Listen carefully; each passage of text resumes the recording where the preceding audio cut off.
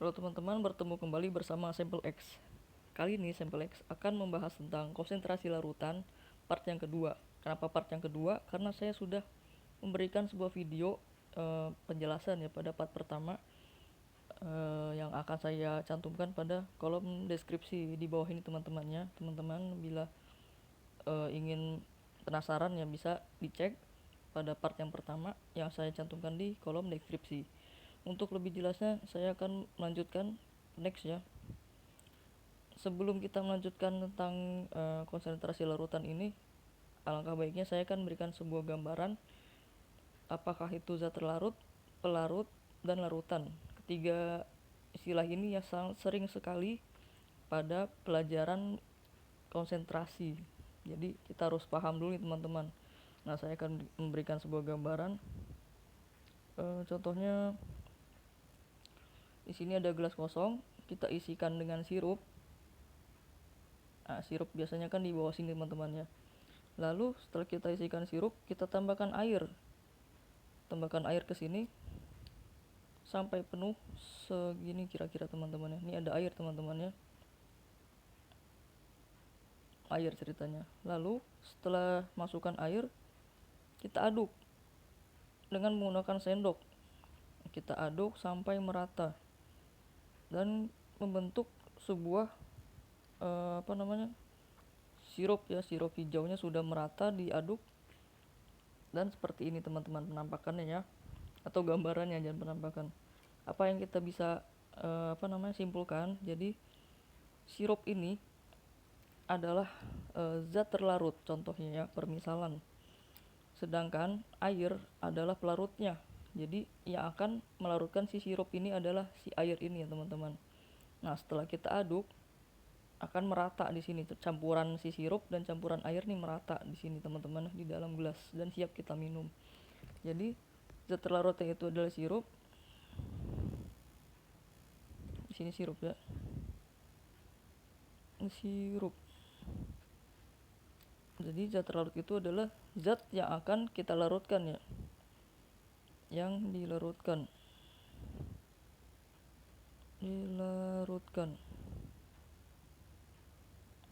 Nah, kalau ini seperti terlalu besar. Kalau pelarut itu adalah yang akan melarutkan.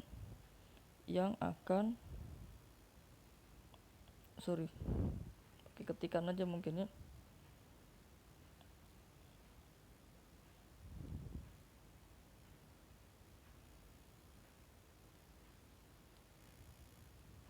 Pelarut adalah yang akan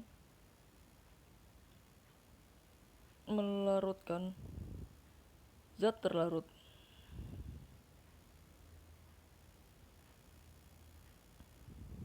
Contohnya di sini adalah tadi air ya.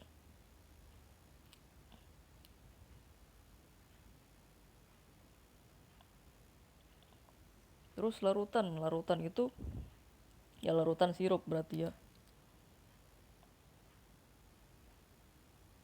Larutan sirup isinya air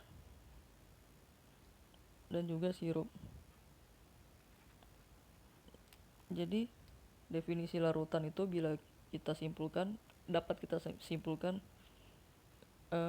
campuran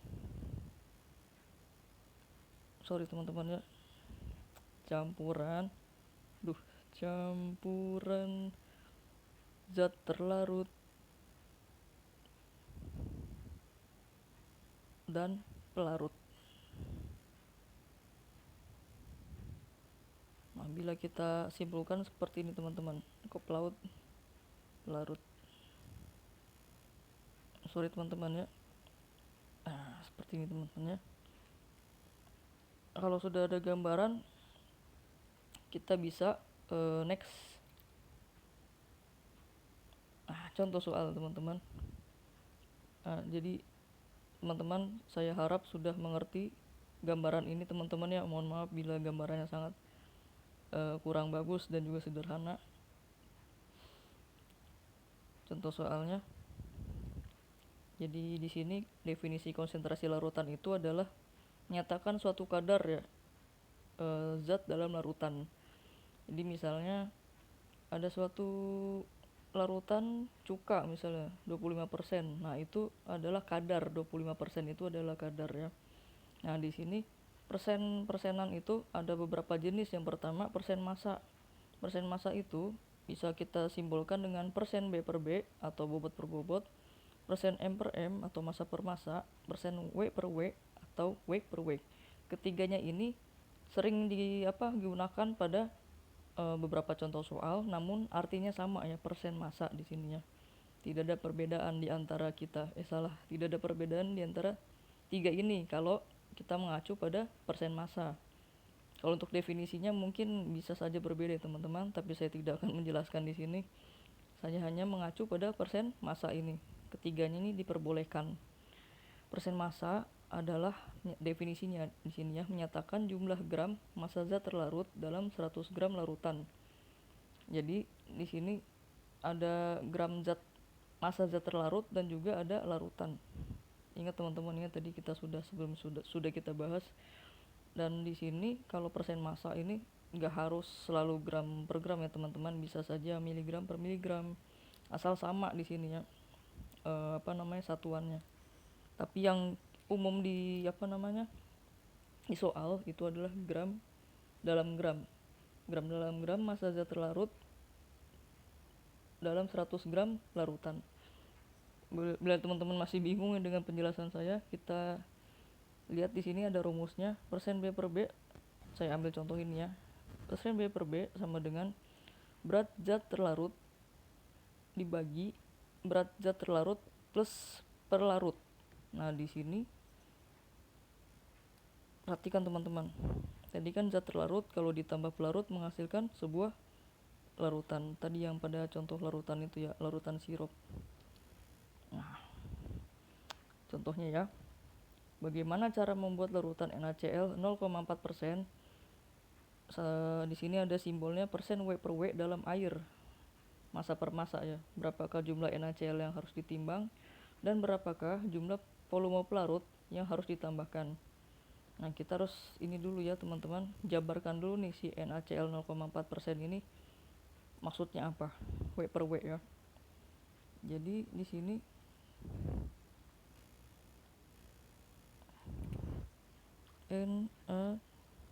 ini kebesarannya kita kecilkan dulu.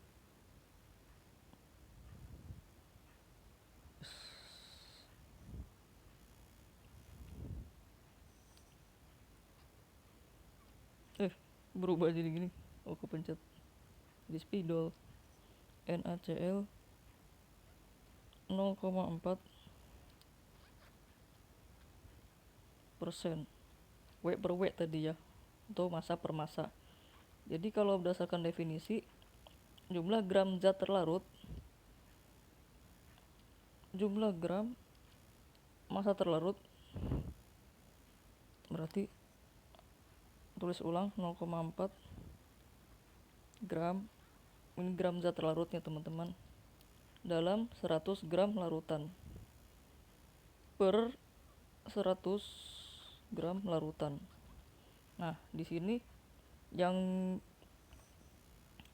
kalau kita ikutin pada definisi tadi ya, ini adalah zat terlarutnya.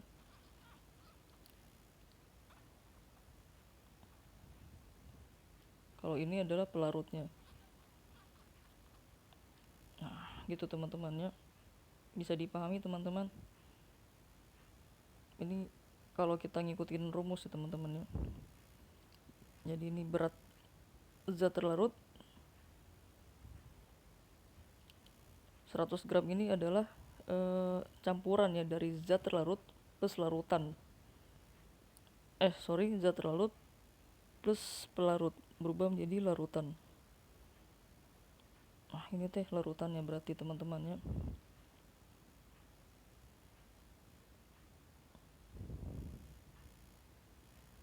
Nah, jadi seperti ini teman-teman. Berapakah jumlah NaCl yang harus kita timbang dan berapakah volume pelarut yang harus kita tambahkan. Nah, jadi zat terlarut itu berarti si ini ya teman-teman. Sudah kita dapat nih 0,4 gram. Berarti jumlah NaCl harus ditimbang sebanyak 0,4 gram. Berapakah volume pelarut yang harus ditambahkan? Nah, teman-teman jangan salah teman-teman ya. Di sini adalah satuan larutan. Ingat di sini definisinya. Jumlah gram massa terlarut dalam 100 gram larutan. Nah, larutan itu apa? Larutan itu adalah zat terlarut ditambah, kita balik ke sini, zat terlarut ditambah pelarut menghasilkan larutan.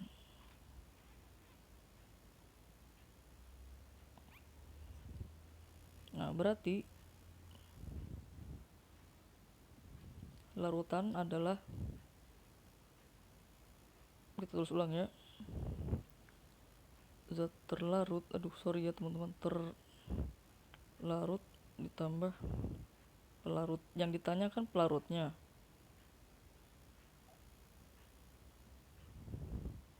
Sedangkan kalau jumlah larutannya sudah kita ketahui. Ini larutannya teman-teman.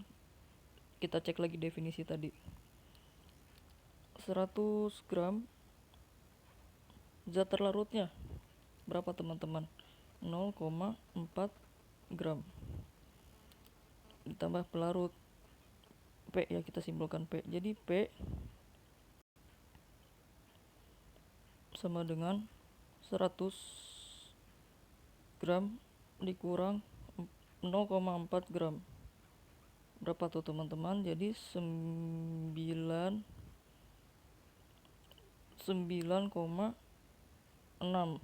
gram. Jadi pelarutnya itu sebanyak 99,6 gram. Dan HCl yang kita timbang adalah sebanyak 0,4 gram. Nah, seperti ini teman-teman ya. Kalau teman-teman masih kurang paham, kita ke next contoh soal berikutnya. Sekarang ke persen volume. Sama aja teman-temannya, kalau tadi persen massa, yang kedua persen volume. Persen volume disimbolkan dengan persen V per V atau, sorry ini masih typo. Sorry teman-teman. Volume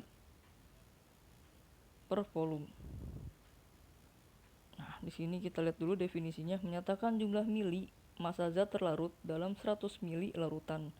Nah, mili ini nggak harus selalu mili ya, bisa saja liter dalam 100 liter larutan. Jadi nama satuan ini bisa kita rubah sesuai kondisi ya, tapi harus sama. Tidak boleh mili dalam liter, nggak boleh ya, atau liter dalam mili, nggak boleh.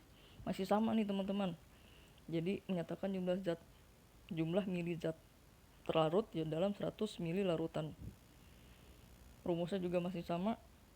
Persen P per V sama dengan berat zat terlarut per berat zat terlarut plus pelarut, atau bisa kita sebut larutan.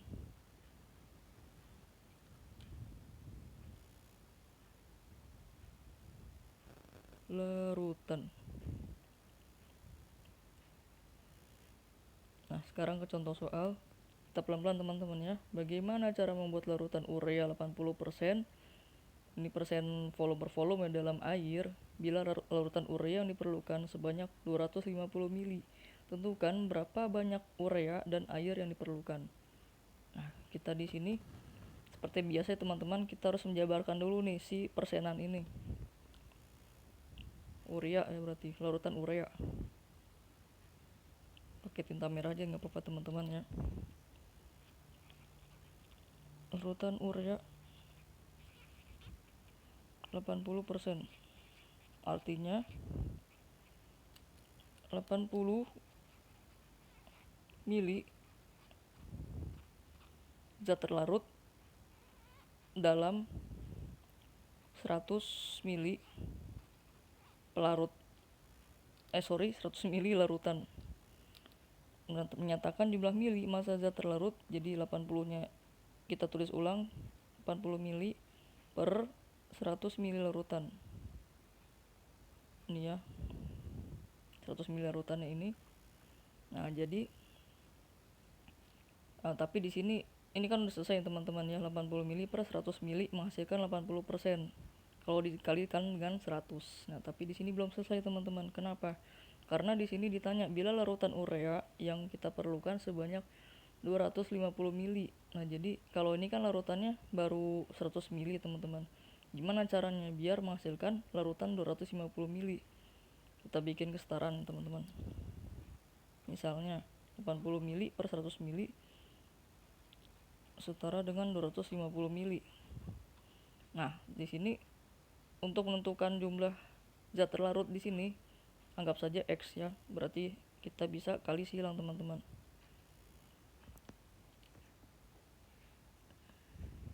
Nah, kalau udah kali silang 80 dikali 250 mili itu berapa, teman-teman? Terus kita hitung dulu, teman-teman ya.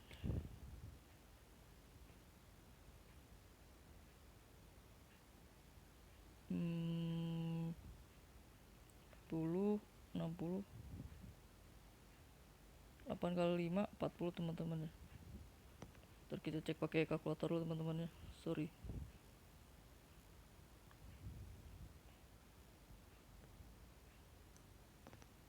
(250 kali 80, 20.000.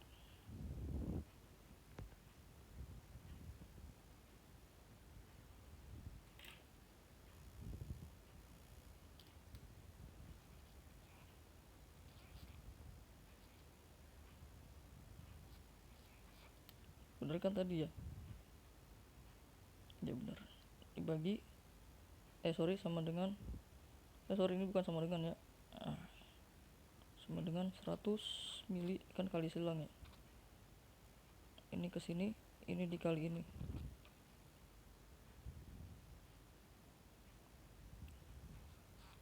Ratus dikali X. Biar mempermudah milinya kita coret aja, teman-teman ya.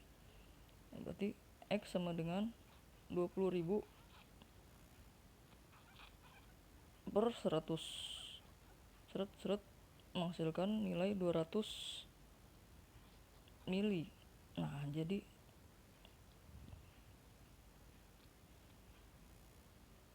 di sini bisa kita tulis X sudah kita dapat, teman-teman ya. 200 mili. Nah, jadi 200 per 250 itu menghasilkan nilai 80%, teman-teman ya, bila dikalikan 100. Jadi, tentukan berapa banyak urea dan air yang diperlukan. Urea di sini sudah kita ketahui sebanyak 250 mili urea. Sudah ya. Kalau air yang diperlukan, air itu berguna sebagai pelarut. Nah, ini masih larutan. Jadi larutan itu isinya masih si urea plus air. Jadi kita harus seperti yang tadi ya. Kita jabarkan dulu. Larutan adalah zat terlarut urea aja ya. Urea kan udah ada contohnya. Plus air.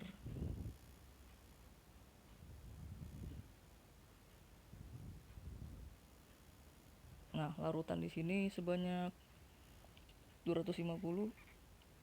Sorry, kita pakai tinta merah dulu.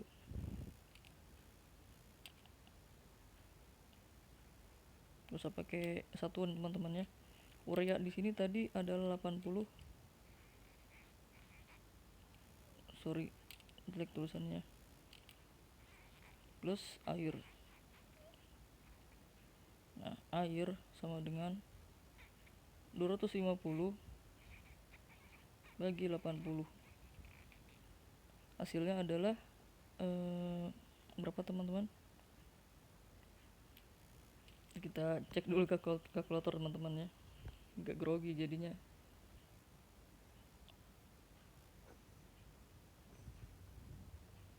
Benar kan? 250 dikurang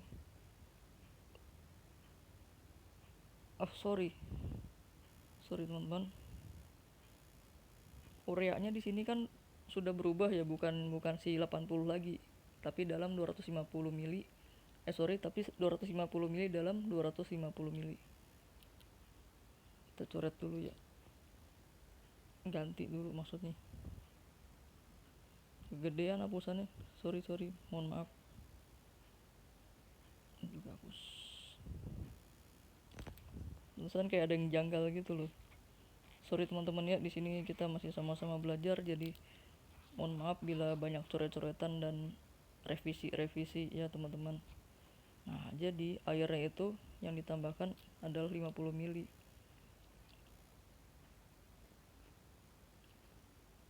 Nah, kita sudah dapat teman-teman ya. Ingat teman-teman harus paham dulu nih apa yang dimaksud dengan zat terlarut, apakah yang dimaksud dengan larutan, apakah yang dimaksud dengan pelarut. Biasanya kalau dalam soal larutan ureanya zat terlarut dalam air. Nah, airnya itu adalah si pelarutnya. Larutan urea berarti kan kandungannya ada air dan juga ada urea gitu maksudnya teman-teman. Jadi di sini itu sebenarnya udah jelas ya di dalam soal. Tinggal teman-teman pemahamannya tentang ketiga istilah-istilah itu ya teman-teman. Kita next ke contoh soal berikutnya. Nah, di sini ada persen massa per volume.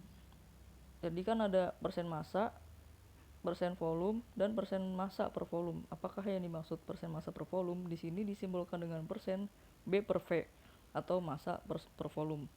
Di sini istilah definisinya adalah menyatakan jumlah gram massa zat terlarut dalam 100 mili larutan.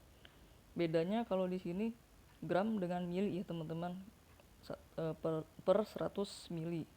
Kalau tadi kan gram dengan gram, mili dengan mili. Nah, kalau massa per volume ini bisa kita lihat di sini ya teman-teman, jumlah gram massa zat terlarut dalam 100 mili larutan. Untuk rumusnya masih sama teman-teman, di sininya bisa kita cek. Nah, kita ke contoh soal dulu teman-teman. Kita lihat satu-satunya. Suatu larutan glukosa dalam air. Jadi dalam larutan glukosa ini mengandung glukosa dan air teman-teman ya. Mengandung 2 gram glukosa dan 2 gram glukosa dalam 40 gram larutan. Larutan di sini. Jadi dalam 40 gram larutan ini mengandung 2 gram glukosa. Nah, ini udah ada clue nih ya. Bila massa jenis larutan glukosa 1 gram per cm kubik, berapakah persen larutan glukosa dalam B per V? Lalu berapa banyak pelarut yang dibutuhkan untuk membuat larutan glukosa sebanyak 200 mili? Nah, kita jangan bingung teman-teman, ini soalnya agak terlalu panjang ya. Tapi kita bisa cek dulu. Di sini 2 gram glukosa dalam 40 gram larutan. Ingat definisinya. Gram dalam 100 mili. Di sini ada tambahan teman-teman, massa jenis larutan glukosa 1 gram per cm kubik. Nah, di sini massa jenis itu adalah satuannya rho. Ini teman-teman ya. Biasanya rumusnya rho adalah M per V. Nah, M itu adalah massa, V volume. Ini pelajaran fisika SMP kalau nggak salah teman-teman ya, bila teman-teman masih ingat. Untuk mencari, karena di sini kan larutannya itu dalam bentuk gram, sedangkan di sini larutannya harus dalam satuan mili, kita akan merubah dulu nih dari gram menuju ke mili. Gimana caranya? Nah, menggunakan ini massa jenis ini teman-teman yang sudah diketahui, dan menggunakan rumus ini, rho sama dengan M per V. Yang kita cari adalah yang kita cari adalah volumenya. Untuk mencari volume berarti kita bisa kali silang di sini, rho kali V sama dengan M. Nah, jadi V-nya di sini, M-nya tetap, si rho-nya ke bawah teman-teman ya. Rho-nya ke sini. Jadi bagi rho. Nah, jadi rumusnya V sama dengan M per rho. M-nya tadi berapa teman-teman? Kalau yang si larutannya 40 gram larutan. Kalau ini tetap ya 2 gram glukosa, karena di sini massa zat larutnya dalam satuan gram. Sudah oke. Yang kita rubah ini si massa larutan menjadi volume ya, satuan volume. 40 gram per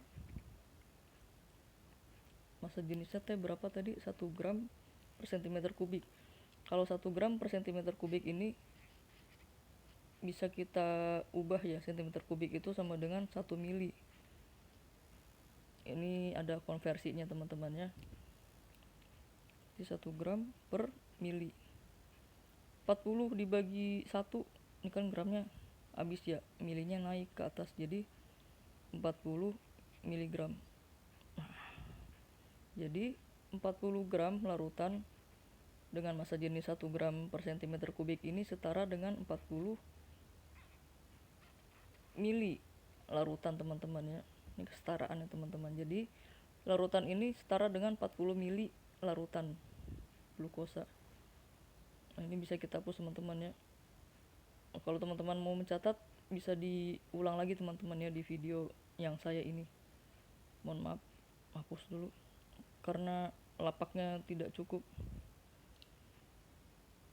Nah, berarti kalau kita sudah tahu ini adalah 40 setara dengan 40 mili.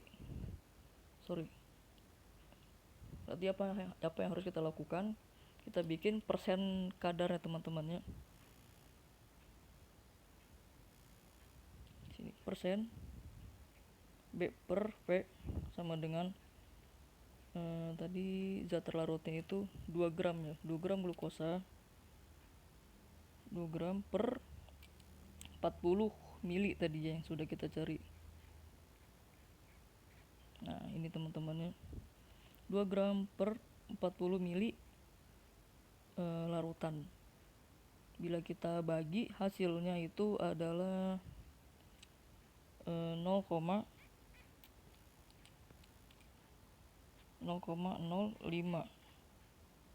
gram per mili dikali 100% kalau ingin mencari persentasenya ya, menghasilkan 5%. Nah jadi ini sudah dapat teman-teman 5% larutan glukosa dalam B per V sudah kita dapat sebanyak 5%. Lalu berapa banyak pelarut yang dibutuhkan untuk membuat larutan glukosa sebanyak 200 mili? Nah kita jabarkan dulu nih si 5% yang tadi. Di sini aja teman-teman ya, menggunakan tinta yang baru deh, hijau. Ini persen B per V 5%. Berarti kalau kita jabarkan 5 gram dalam 100 mili ya.